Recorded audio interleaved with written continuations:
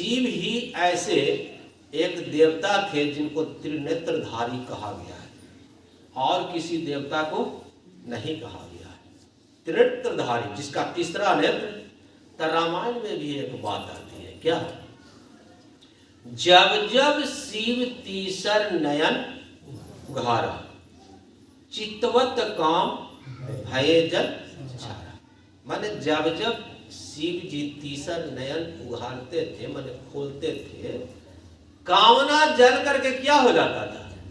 भस्म हो जाती थी। उस समय जीव के पास कोई कामना, अगर काम आया भी तो उसको राख हो जाना है। इसी तरह से जीव के पास वह शक्ति प्रकट हो जाती है। तो जो बात लिखी गई है रामायण में, आपके जीवन में प्रत्यक्ष हो जाएगा। उस समय कोई कामना जीव के पास होता नहीं है। लेकिन बड़े बड़े महापुरुष को आप देखते हैं कि बड़ी बड़ी कामना है। इससे पता चलता है कि बड़े बड़े मंच पर बैठा हुआ भी गुरु रूप में भी जो है उसका तीसरा नेत्र खुला नहीं है। आशुतोष जी महाराज का प्रवचन हो रहा था श्रम कल्याण केंद्र के मैदान में। वहां जो ब्रह्म शास्त्री जी थे, उन्होंने उपदेश के दरमियान कहा था कि मैंने उपदेश दिया हूं, तीसरा नेत्र खोल दिया हूं। मैं तो उठ करके सोचा कि थोड़ा सा प्रश्न वाचक है, प्रश्न मैं करूं, लेकिन फिर सोचूं कि इसका जवाब हमें मिल नहीं पाएगा, इसलिए मैंने किया नहीं। उन्होंने कहा कि कल जितने भी उपदेश लेने वाले थे जी, खड़ी हो जाइए। खड़ी हो गई। कहीं कल आप लोग को उपदेश दिए, तीसरा आंख खोले थे कि नहीं जी? अब बेचारा जीव क्या करना, मरता क्या न करता, जीव है, बोल ही दिए थे, क्या करते? अगर ऐसा उपदेशक होते, अगस्त ऋषि जैसे उपदेश देने वाले ऋषि होते, और राम के जैसा विद्यार्थी उपदेश लेने वाले होते, तो बात कहीं और होती। लेकिन उपदेश लेने वाला पूर्ण रूप से सांसारिक, उपदेश देने वाला सांसारिक कहिए कि परमार्थिक कहिए, तो बाद की बात है। तो दोनों का जो है एक समय में इस तरह की बात समझ में आती नहीं है। आप उपदेश शिव पद का है, तीसरा नेत्र का है, सूत्र दिया गया है रामायण में कि तुलसीदास जी लिख रहे हैं कि जब जब तीसर नयन हुआ, चितवत काम भय जल छारा। अगर कोई जीव कहता है कि मैं त्रिनेत्रधारी हूं, तो तीसरा आंख खुलने पर जीव के पास किसी प्रकार की कामना होती, कामना टिकती तक नहीं है। 4 योजन तलक माया व्याप्त तक नहीं है। ऐसे महापुरुष की सानिध्यता क्या ऐसा है कि नहीं है? हमारा तीसरा आंख जो खुलने की प्रक्रिया है, तो यह जान लीजिए कि अगर ऐसा नहीं है कि कामना जल करके भस्म हो गई है, तो माना जाएगा कि तीसरा आंख मेरा खुला हुआ नहीं है।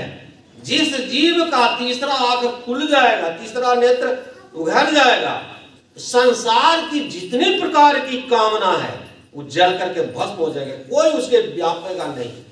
उदाहरण मेरे पास है, क्या आप लोग सुने होंगे रविदास, एक भगत थे, उनके यहाँ एक सेठ जी गए, कौची लेकर के गए, मन भी यहाँ रखेगा भैया, आप लोग की बात करें, मौन भी यहाँ रखिएगा, तन भी रखिएगा। एक सेठ जी जाते हैं हीरा लेकर के, कौची लेकर के? हीरा लेकर के।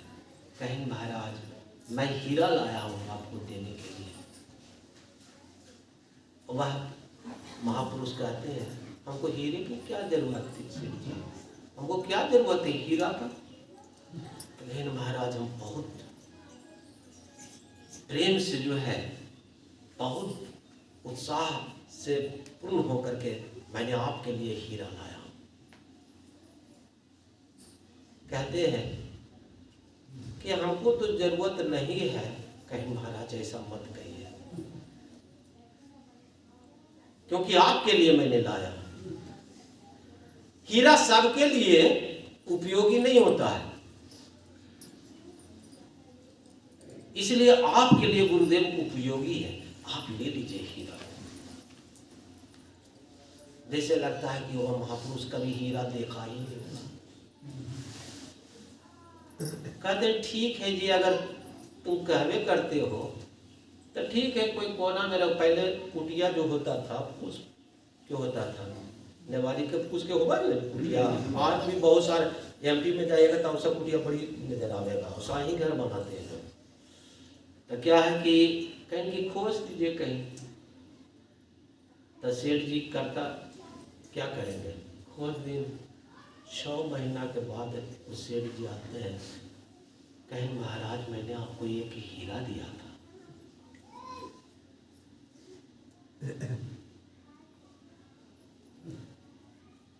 ये कहते हैं कि मैंने आपका हीरा नहीं लिया था, जहां आप रखे हैं वहां देख लीजिए।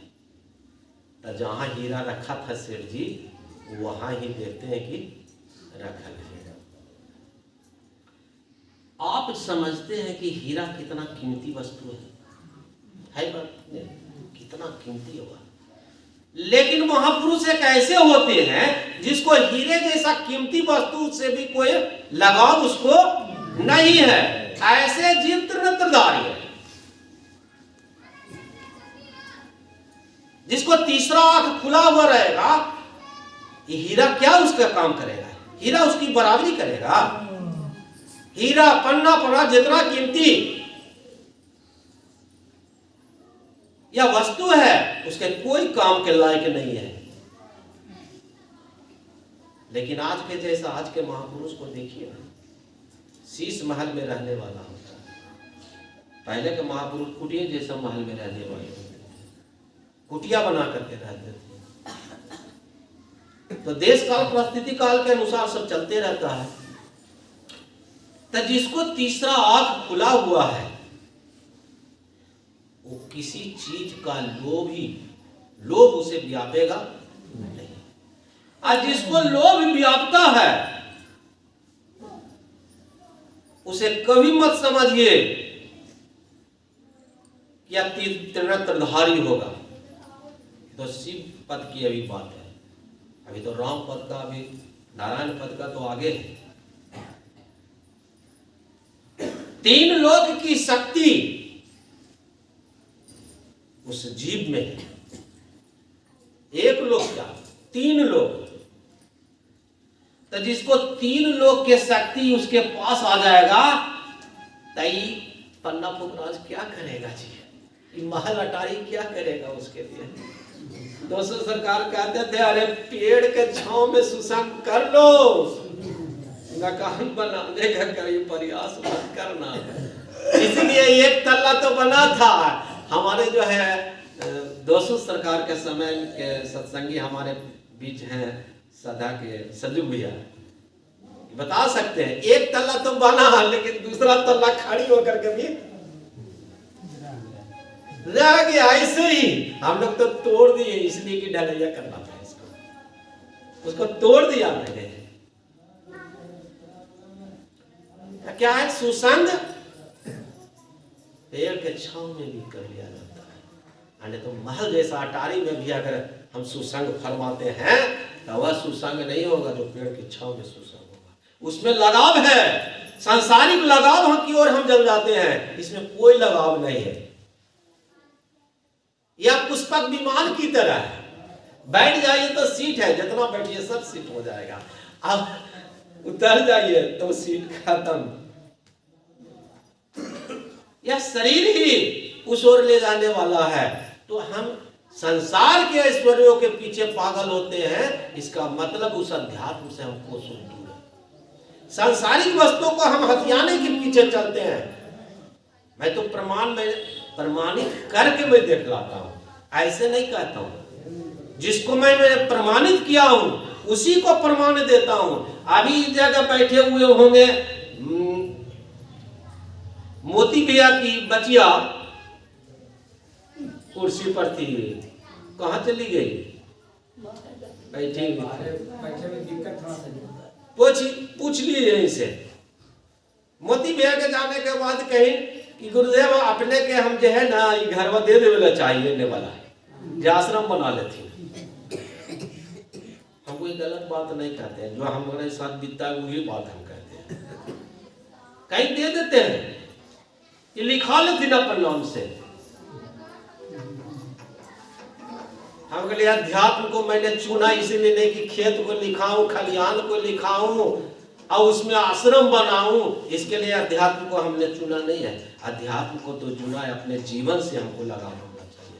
हम अपने जीवन के कल्याण के लिए इस क्षेत्र में आए हैं, ना कि हम मकान के क्षेत्र बनाने के लिए आए हैं। हमको वो चीज प्यारा नहीं है, प्यारा तो हमको उस मालिक का है।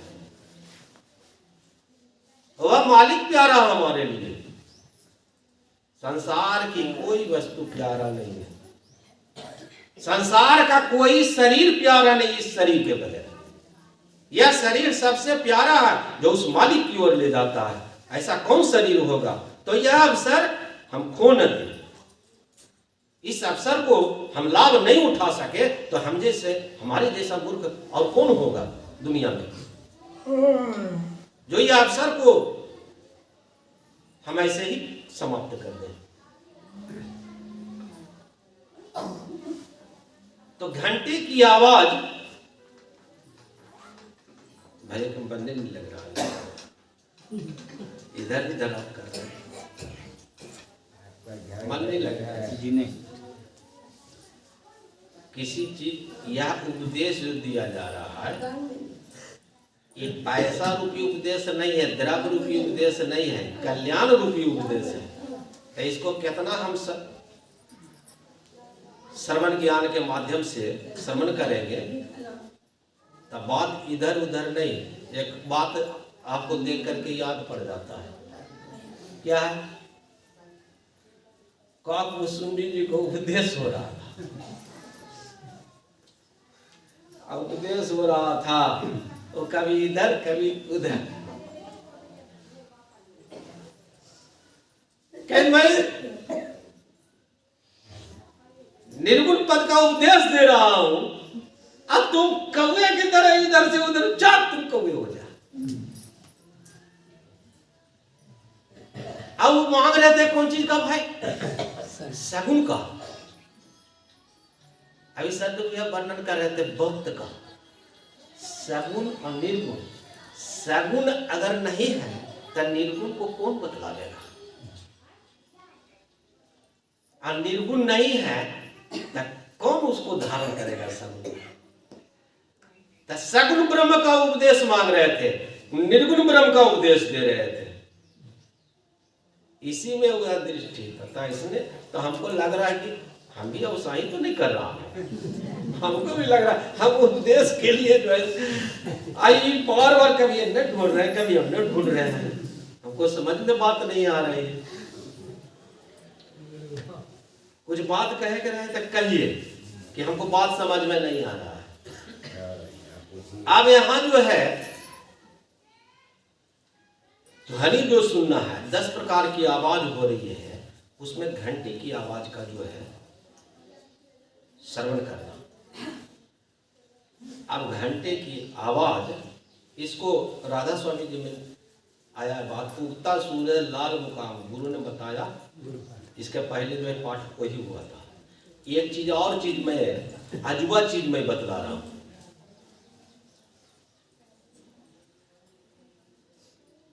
ध्यान पूर्वक सुनिएगा।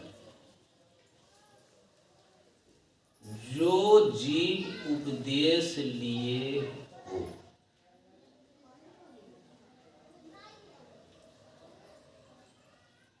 उपदेश सुमिरन के समय में उसे भूत का भय होता हो, प्रेत का भय होता हो, क्योंकि सुमिरन एकांत में करने के लिए बतलाई जाएगी, एकांत में जहां लोगों की आवाज जाता नहीं हो। मैंने कहा था बतलाने के लिए, यही रविवार को, परसों चौथा रविवार। तो जो उपदेशी जीव है उसके बारे में हनुमान चालीसा में आई है, भूत पिशाच निकट नहीं आवे, महावीर जब नाम सुनावे, नासै रोग हरै सब पीरा, जो सुमरै हनुमत बलवीरा। जो हनुमान जी सुमरते थे वही सुमरन आपको दिया जा रहा। तो भूत पिशाच निकट नहीं आवे। अगर भूत और पिशाच उसके घर में होगा, समाज में होगा, तो उसे व्यापेगा उसको नहीं। भूत पिशाच निकट नहीं आवे, वह कभी निकट नहीं आवेगा, क्योंकि वह अंधकार है। प्रकाश के समय में अंधकार दिखता है, अग्नि सूर्योदय है तो अंधकार दिखता है नहीं दिखता है। तो इसी तरह से जो सुमरन के समय में सुमरन करता हुआ रहता है जीव, वह प्रकाश मंडल रूपी घेरा उसका आभा बन जाता है। आप देखे होंगे गुरुदेव का, जैसे देवी देवता के मस्तिष्क के पीछे पंखा जैसा जो है आभा रहता है ना, तो गुरुदेव का एक फोटो हुआ था, उसमें भी सरकार के जो है पीछे एकदम पंखे के तरह उस तरह से मैंने खींचने वाला भी जो है स्टूडियो वाला, कहेंगे हमको तो आज तक ऐसा कोई फोटो नहीं दिया है जैसा फोटो इन्होंने दिया है। तो क्या है, प्रकाश आभा प्रकट हो जाती है। आपको एक चीज और है कि जब उत्तरकांड की बात है कि लवकुश ने युद्ध किया राम के सेना से, राम के सेना से युद्ध किया ना लवकुश। जब देखे कि लक्ष्मण जी ने जो है बाण मारा ब्रह्म बाण के समान, तो लवकुश क्या किया, उसको प्रणाम कर लिया। अब प्रणाम कर जब बाण मारा लक्ष्मण, क्या कर दिया, घेरा से ही लौट करके उसी के पास ही रिटर्न हो गया। देखें कि नहीं, सीरियल में दिख रहा था। तो आप समझिए इस बात को कि अगर हम उपदेश लिए हैं और सुमरन जब करने के लिए बैठते हैं तो कोई बार वाका नहीं कर सकता है। इतना भरोसे के साथ हमको सुमरन पर बैठना है। अगर इस तरह से हम बैठेंगे, भूत पिशाच निकट नहीं आवे, महावीर जब नाम सुनावे, नासै रोग हरै सब पीरा, जो सुमरै हनुमत बलवीरा। जैसा हनुमान जी सुमरते थे तो भूत पिशाच निकट नहीं आता था, उसी तरह से जब हम और आप सुमरन पर बैठते हैं तो कभी उसकी आगमन नहीं होगी। यह विश्वास के भरोसे के साथ बैठा जाए। तो उस आवाज, घंटी का आवाज हमको सुनाई पड़ना चाहिए।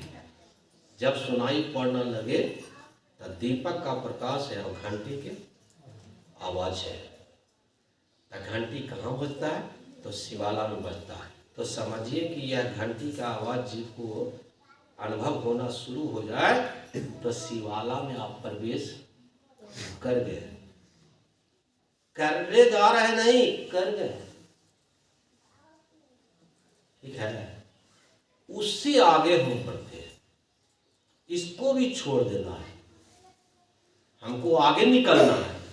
तो जो चीज को मैं वर्ण किया, अब उसको क्या करना पड़ेगा? छोड़ना पड़ेगा। छोड़ना पड़ेगा कि नहीं करना? हमको आगे बढ़ने के लिए इस चीज का त्याग कर देना पड़ेगा। तो इसको हम छोड़ देंगे। अब छोड़ने के बाद कुछ हम ऊपर और जाएंगे तो नारायण का स्थान आता है। उस स्थान का नाम सहस्त्र कमल होता है।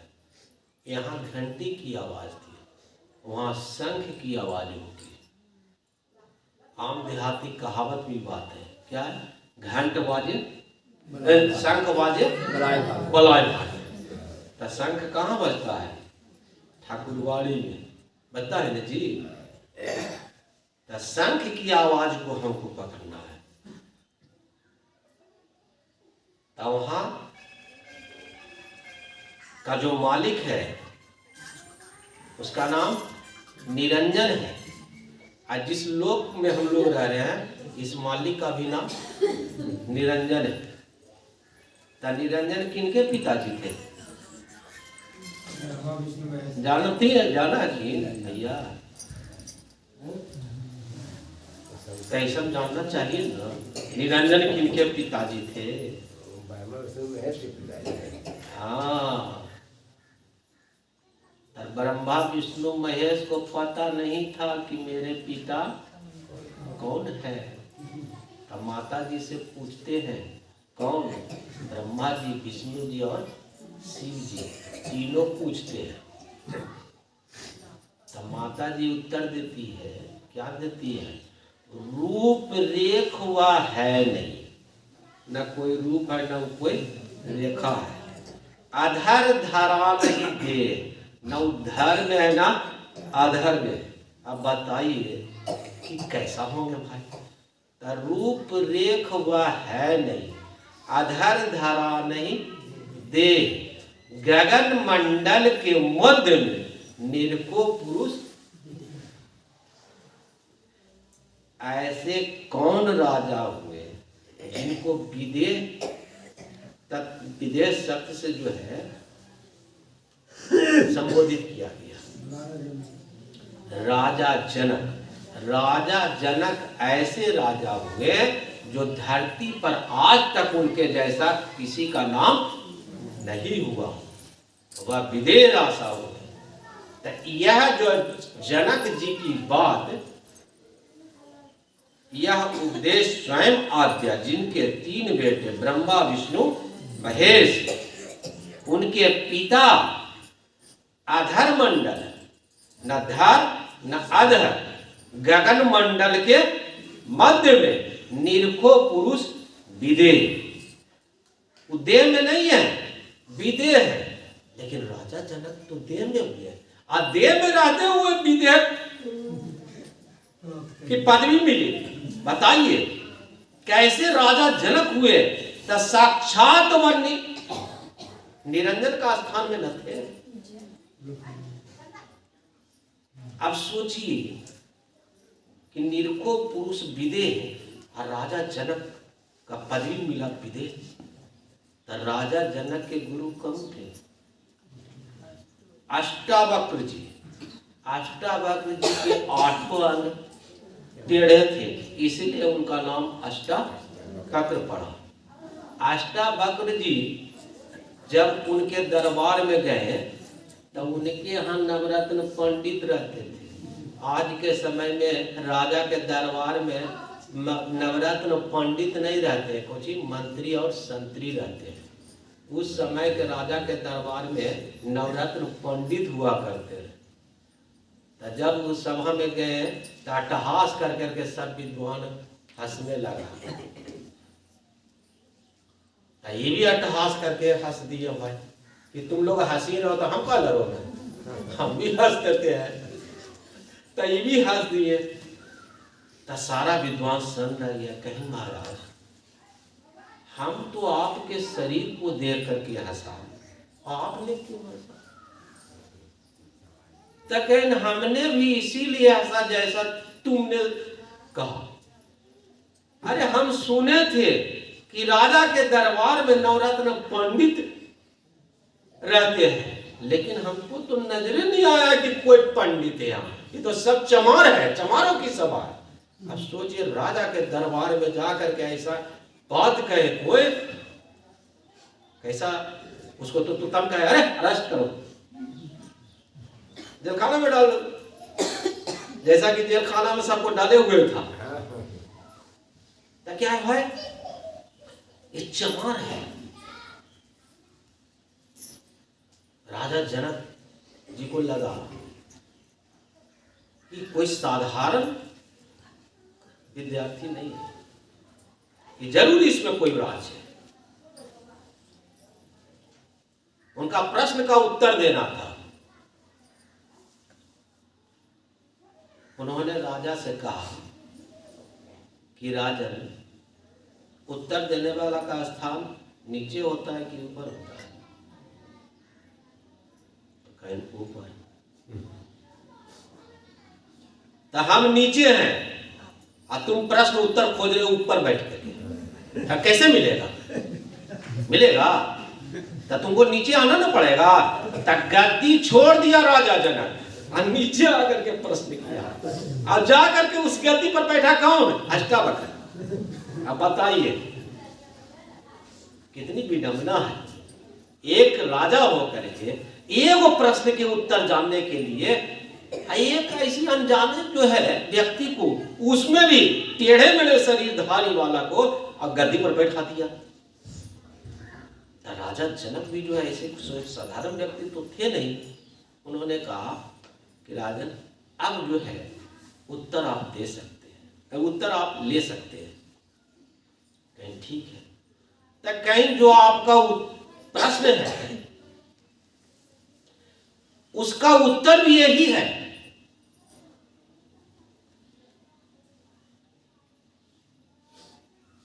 कि राजा को रंक में आना पड़ा, और रंक जो था वो राजा के शरीर में। यही उत्तर। तो जो आपका प्रश्न है तो ना ये सत्य है और ना वो सत्य है। जो स्वप्न में देखा वह भी सत्य नहीं था, और जो देख रहा है वो भी सत्य नहीं है। तो सत्य है क्या? तो सत्य वही चीज है जो आपके अंदर है, किसी और के नहीं है। जो आपके अंदर है वही सिर्फ सत्य। ब्रह्म सत्यम जगत मिथ्या। इस जगत में जितनी सारी संपत्ति है वो सब मिथ्या है। एक आध्यात्मिक पुरुष के लिए इसको वर्ण करने योग्य नहीं है, लेकिन फिर भी हम वर्ण करते हैं उसको। यह अवर्णनीय है, अब इसको वर्ण करने योग्य नहीं होनी। अब राजा जनक का उपदेश होता है। एक राजा को उपदेश देने वाला एक भिखारी उसके गद्दी पर बैठ कर उपदेश देता है। सोच सकते हैं कि एक गुरु कैसा था और एक सेवक कैसा बना। राजा रहते हुए भी सारी चीज जो है खत्म कर दिया। हे प्रभु, ये सब आपका है, मेरा कुछ नहीं। जब उपदेश हो गया तो दक्षिणा मांगा। किसने? अष्टावक्र जी ने दक्षिणा मांगा। राजा जनक कहते हैं मैं आधा राज दिया। एक गुरु के चरण में भेंट करने के लिए दक्षिणा स्वरूप आधा राज दे दिया। लगा होगा, आपको भी लगता होगा कि बड़ी विशाल चीज है। विशाल क्या है? कभी यह राज तुम्हारा था, अब तुम्हारे जाने के बाद यह रहेगा, तो जो तुम्हारा अपना वस्तु है ये नहीं है, वो आपको दक्षिणा में क्यों दे रहे हो? पूरा राज दिया। कहीं मैंने कहा ना, जो आपका है ये नहीं उसको क्यों दे रहे हो? आपका अपना चीज है। तब सोचते हुए राजा जनक कहता है मैं शरीर दिया। तो कहते हैं शरीर भी पहले था तुम्हारा, फिर आगे रहेगा। जब सोचिए यह शरीर भी हमारा आपका नहीं है, ये भी किसी और का है। इस पर हम गुमान करते हैं, घमंड करते हैं। कौन काम करेगा? तो जब ये रहबे नहीं करेगा तो ये आपका अपना नहीं है। बहुत विचार करके कर राजा जनक कहता है कि मैंने मोन दिया।